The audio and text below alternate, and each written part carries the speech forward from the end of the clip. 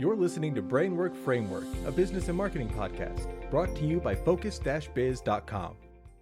Welcome, everyone. It is so good to have a CTO, a CBO, and a CEO of multiple companies here, SimFly, Jada AI, and Blockchain Zoo. Really excited to dive into your IT journey. Roberto Capodieci, great to meet you. Thanks for being here. Thank you for having me. Absolutely. So tell me about your journey in IT. How did you get so smart and then start working for so many companies? Where did it all start? It all started when I was a little kid. I had this intro to IT, thanks to my father. He has this program calculator that could be coded in Basic. So if he was writing, "What's your name?" and I just reply Roberto, then he was nice with me. If I reply another name, says, "I don't want to talk to you." So that fascinated me, the fact that logic can be implemented. And I think I was 5 years old, so that when it started. And I was lucky enough that at the time, because I know I look very young, but I'm 50 this year. No way. I look 50, unfortunately, but at the time, computers were at the early stage, so video games and things were not so fascinating like now. So the bridging between playing a game and coding a game was very small. And I crossed it, and that's where I started. I was lucky to be in the right place at the right moment as I grow a little bit older.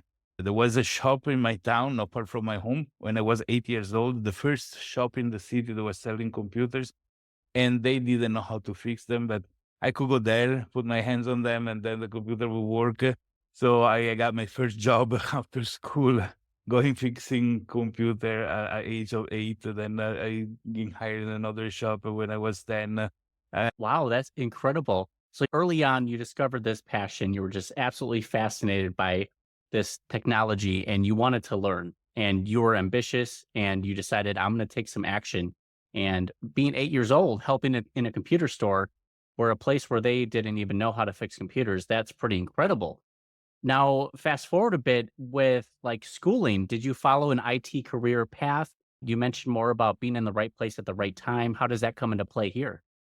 Well, in education, there was no way to be in the right place in the right time because there was no such thing like a school that would teach IT or computers. So I dropped out of kindergarten, as I used to write in my in my LinkedIn.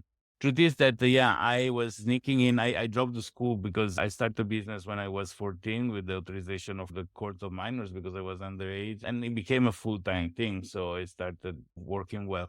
But when I was around 20, I had a girlfriend that was doing business administration. So I was sneaking in the university, pretending to be a student and following classes with exceptional professors. So that's been quite useful for me as well. It was useful also that my father was director of a large group of companies. So it was allowing me to stay with him during meetings and other things. A combination of things that moved me from sitting and coding, which is a passion I have still of today, to managing businesses around it.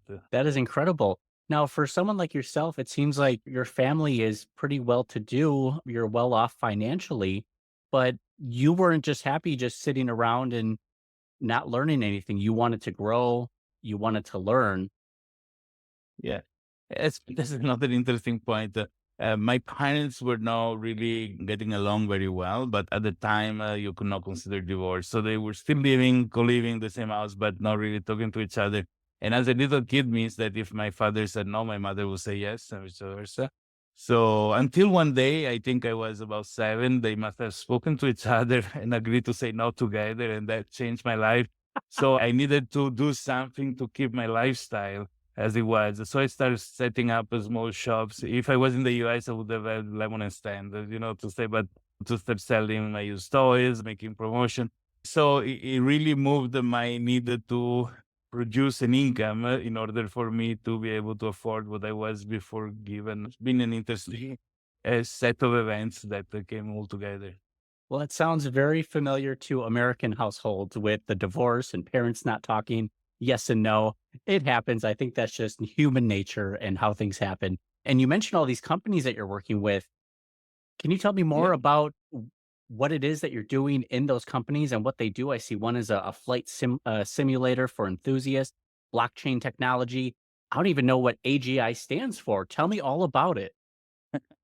All right. So really moving to the recent years, I spent the last 10 plus years working on decentralization of 15. So before blockchain, I started implementing the centralized system on peer-to-peer networks, and then brought me into blockchain as well from the early days until Apex to a very huge project that really took a toll on me, both financially and in terms of stress. So I took a sabbatic, which became 2 years of sabbatical at the end. Then I started mentoring startup, which brought me to get to be part of this play to earn project, which I would have never joined any play to earn because mostly are not really ethical. They are borderline with scams, but this one actually made total sense. It was super ethical and it works in the real way that it should work in terms of play to earn, which should be close to work. And so I became almost full time. At the same time, I always kept myself up to date. I started working with the neural networks about 7, 8 years ago. Intel came out with the USB stick that had the neural network inside to be trained. And I started working with that. And I'm fascinated about artificial intelligence. I think anybody that uses ChatGPT-4 cannot be not fascinated. It is something that is close borderline to magic, right? But one of the big aspects of it is very centralized. It runs in a data center that is now in our hand. And there are methods to run your AI in your own computer, but it's not really everybody's accessible. So I thought that we should decentralize artificial intelligence. So we should bring the model of a blockchain, which is decentralization peer-to-peer network, to AI. And so I found that this marriage with Jada AI, which is an AGI, as you say, general intelligence. So it will be something that means it's like a brain of a person, a Black Mirror style, if people saw that. But that may work also in a peer-to-peer network. So where the synapses are not just in a neural network in a data center, but are actually physically in a peer-to-peer network where this brain is made in small pieces among many, many computers. So this is one of the things that I'm working on.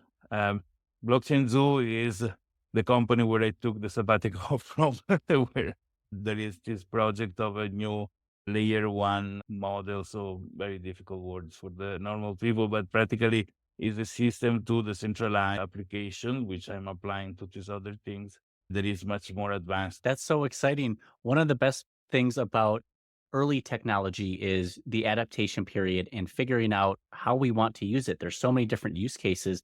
I'm sure when blockchain came out, there was this rush to figure out what does it do and how can this help people and businesses? And same for ChatGPT as well. These tools are just incredibly fascinating. Like you said, they work like magic.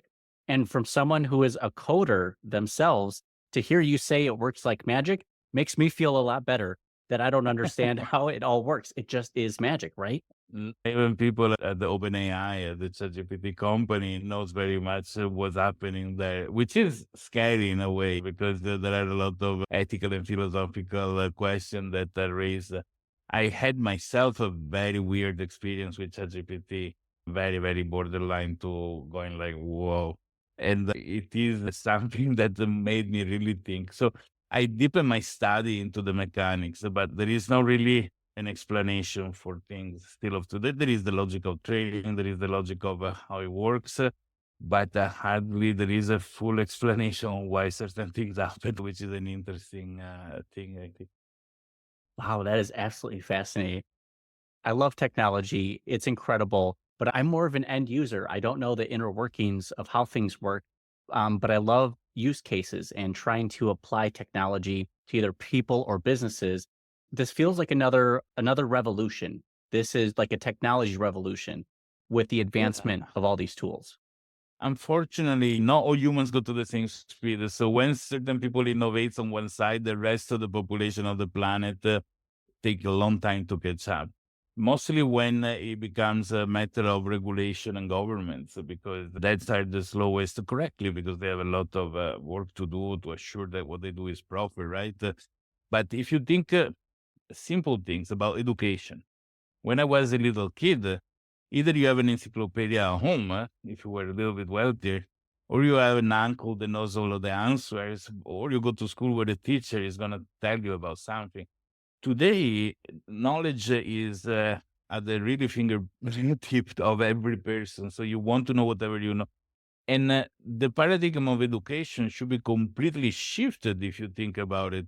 In school, they should only teach you how to focus and study. They shouldn't teach you the subject themselves, because it is a slowdown if you take classes that are more and more bigger now. Like when I was in school, we were 15 in one class. Now they are about 40 in a class. How a teacher can go to the speed of all the kids when you have a slower kid and a faster kid, right? So you end up punishing them.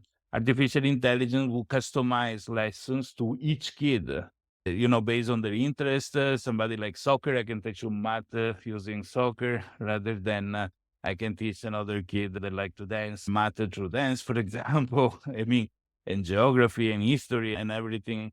And it's a tool that is not the future. It can be done today very easily, but who is doing it, right? So maybe some more schooler tech futurists. Maybe don't that know. should be you. That sounds like a fascinating use case to personalize lesson plans for students. Imagine how much more hands-on and interested the students would be if focused on a subject that they really love, like the history of dancing and Absolutely. geography. Like that would be incredible. And now you're engaging more students. Let's start it up. This is a Well, business plan. somebody throw a couple of million, we do the website and the marketing for it, and You got it. It'll be a team effort. I can't assume you want to run 4, 5, 6, 7 businesses. It's a lot of time to put everywhere.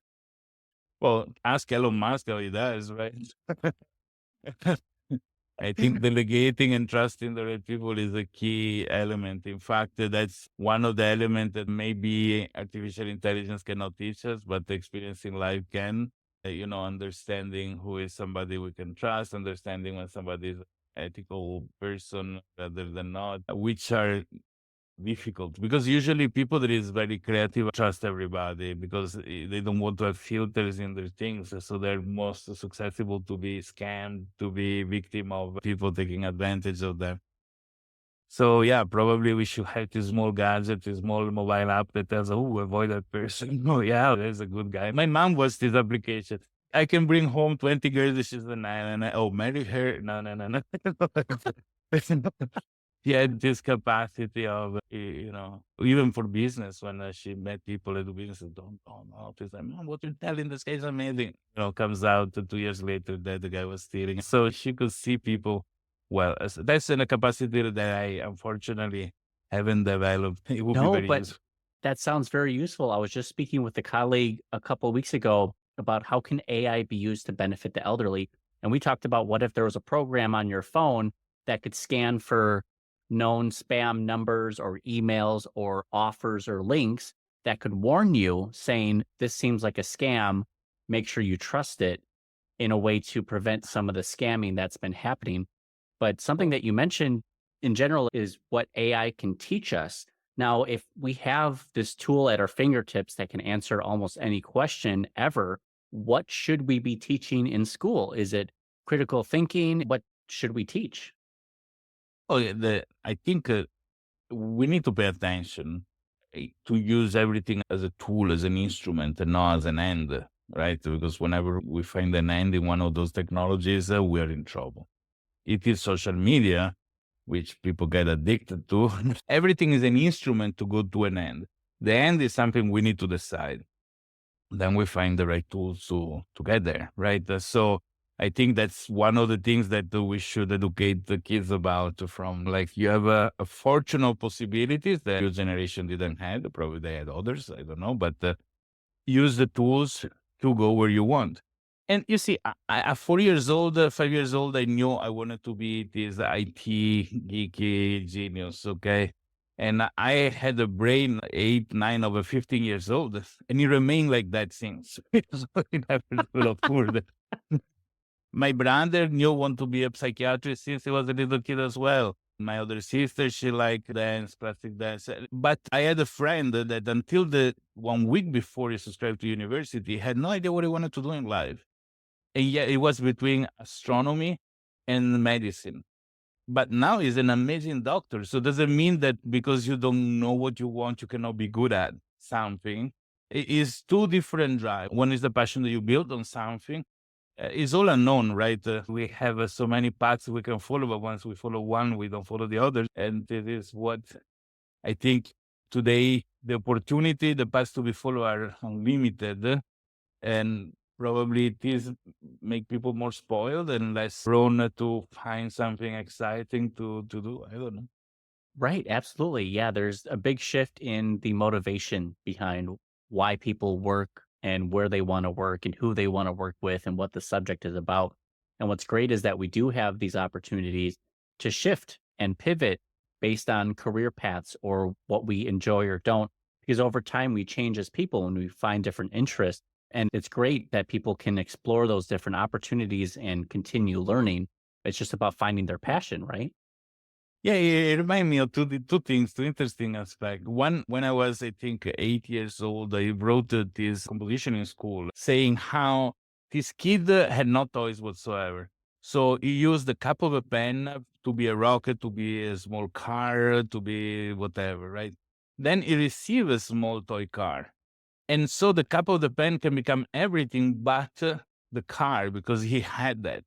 Then somebody removed the car to him, and the kid is unable to play with the cap of the pen as a car because the car already being identified. In these terms, more we get from life, less we are able to find the imagination. I live in Indonesia, in the island of Bali. It's already 20 years that I'm here. When I first arrived, I rented a small room and I had this amount of ants that were going to eat my food that was in this small, sort of like a shoe rack that I use. And I try any DDT poison and things to stop these ants. And I failed that they will anyway find a way up. A friend that came along says, "Oh, no problem." She take a 4 small plate with water, put the 4 leg of these things inside the plate with the water, and the ants could not go through because they cannot cross the water. And I felt so stupid. And I said, I come from this civilized country. I'm so intelligent. And in front of such a silly solution, like you put the stuff with the water, you don't need to poison the planet with the DDTs and stuff. And this is why, because if I never had all those other system, probably I will find a solution. So this is probably today's danger, like having so much at our reach, we are more limited with our brain to come up with new ideas or find a, new solution to things. Yes, That's, it's a big concern. Where is going to be the originality, the critical thinking of the more simple solutions? right. Typically, we're trying to find the path of least resistance. However, just that example there, and there's many, many others of examples of where we are taking a long way around trying to figure out a solution when it was under our nose that entire time. But I think it also stresses the importance of always be learning. You didn't think, okay, I'm the smartest guy ever. I can't learn from anyone. I'm not going to ask how to stop from ants. This was more about how can someone else show me a different perspective, a different solution, and that actually opened your mind up.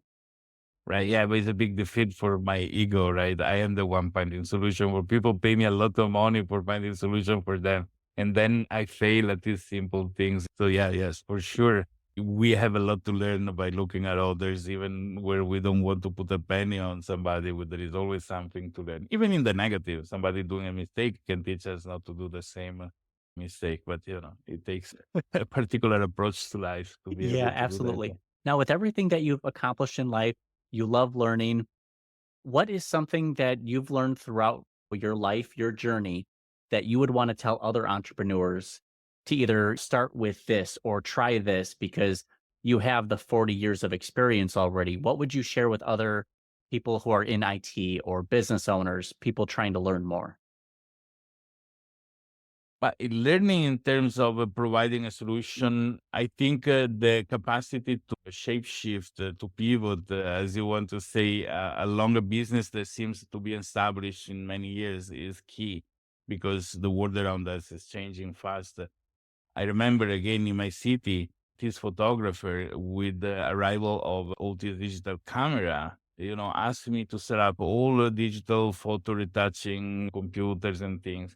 all the other photographer that is big Kodak machine where you put the roll inside and the print comes out, Homer Simpson kind of job, press the button and serve the client, they all close down because people abandon that, and those remain with their old the vintage things they do at home with the acid and things.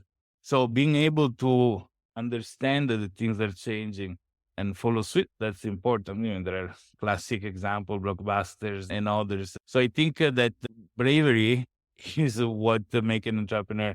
Like if you don't buy the ticket, you don't win the lottery, right? If you don't try, it can go well, it can go bad, but at least you did try. So not to be afraid, I guess, to try and fail.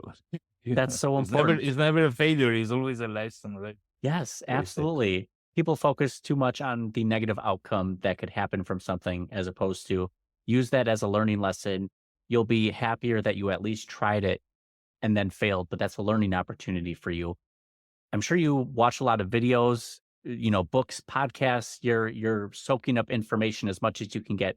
Is there a good resource out there for other career people, business owners that have been a great resource to you? Well, it's very individual, the thing, I guess. I am addicted to Kickstarter or whatever the was website, the most crazy idea. I think that would be a nice business to make a website parallel to Kickstarter or Indiegogo, where you can bet on success or failure of project that are there, right? So you can say, okay, $50, this is gonna fail, or it goes well, lose them. I think that is an exercise to go and see what people think is valuable and how they approach the solution and things with respect to all the people doing that, because that's already put them in the line to be brave and try that. But sometimes you see things that is so clear never gonna work, but this sells a lot. Other things that are exceptionally good, but hard to understand for the consumer. So it is really always a challenge to mix marketing. They say the correct formula is 1/3 on technology, 2/3 on marketing, because without that, you will never be able to reach people interested.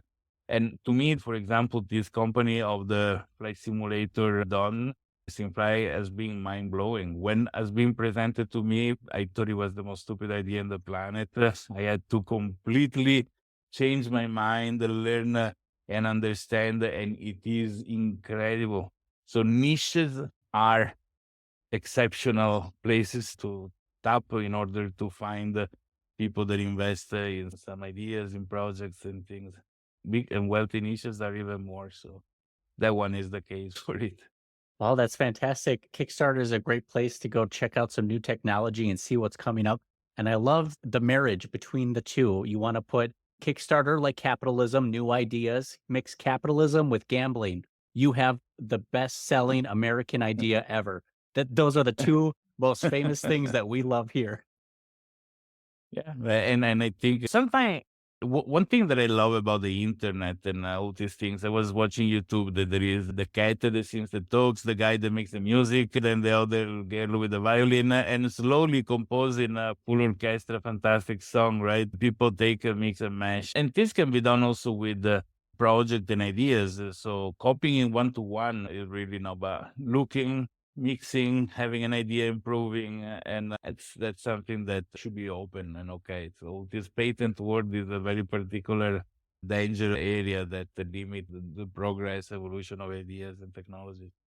I love it. Roberto, we're getting close to time. I want to give you an opportunity to share links or websites where people can find out more about you and everything that you're doing. Sure. My LinkedIn profile is easy to reach. Is the classic linkedin.com/IN/RC10. RC as Roberto Capodieci. 10 is because DH is 10 in Italian. So RC10 in LinkedIn, or my family name, Capodieci. That's pretty much my username everywhere, all social media and other things. A shortcut to my website, but it's horrible, is rcx.it. I love that. That is a great link to use. And we'll have links available down in the comments and notes section so you can get an easy access link right to Roberto to learn more about what he does. Roberto, your mind is incredible. I love your accomplishments and everything that you've done. what is in the future for you in the rest of 2024 and 2025? Good question. I want to reboot and restart a very big project that I left sleeping 3 years ago, and that's one of my goals. I think if the SimFly offer an exit at a certain point, I'm gonna take it. But it's a money machine, the thing, so it's pretty good at the moment. Everything is okay.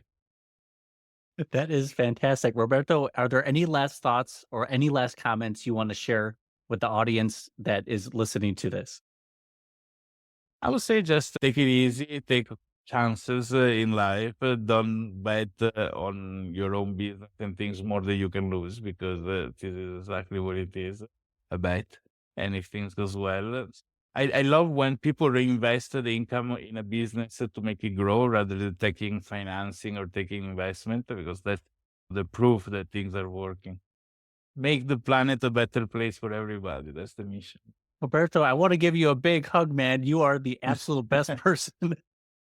I'm going to fly all the way to Italy or wherever you're hanging out now and come visit you Hello. someday if you're okay with that. Absolutely. Come to Bali, come to see me.